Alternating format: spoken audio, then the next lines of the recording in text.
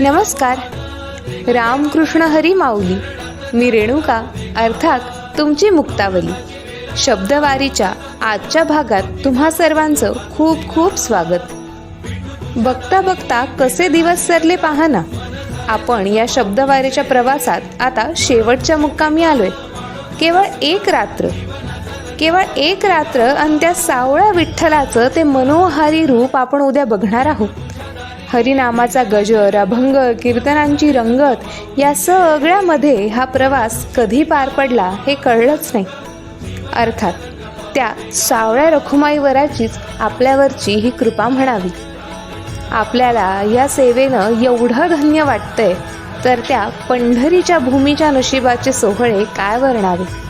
युगानुयुग त्या भक्तांची वाट पाहत जिथे हा रुक्मिणीचा राया, पंढरीचा राया उभा आहे, त्याच्या आसेनं लाखो भक्त कितीतरी वर्षांपासून ही वारीची परंपरा जपून आहेत. धन्य ती पंढरीची भूमी. श्री भानुदास महाराज म्हणतात, धन्य धन्य हे नगर भूवैकुंठ पंढरपूर. धन्य धन्य हे नगर भूवैकुंठ पंढरपूर. धन्य धन्य चंद्रभागा मध्ये पुंडलिक उभा.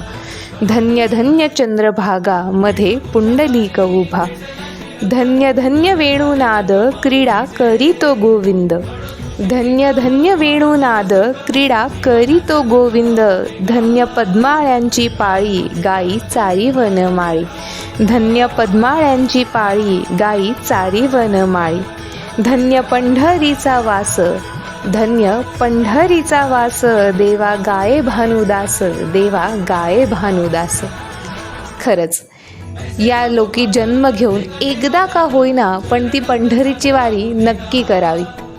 एकदा का त्या पंढरीच्या वारीत त्या सावळ्या विठ्ठलाचं मनोहारी दर्शन घेतलं की समजावं या पापपुण्याच्या फेऱ्यातून हा मनुष्यजीव कायमचा मुक्त झाला आणि या जगण्याचं सोहळा झाला. हा जन्म धन्य झाला. चला तर मग आता आपण भेटूयात शब्दवारीच्या उद्याच्या अंतिम भागात आणि घेऊयात त्या सावळ्या सुंदर विठ्ठलाचं मनोहारी दर्शन आपल्या शब्दवारीच्या रूपातून. तोवर बोला पुंडलिक वरदे हरी विठ्ठल श्री ज्ञानदेव तुकाराम पंढरीनाथ महाराज की जय. जय जय राम कृष्ण हरी. धन्यवाद.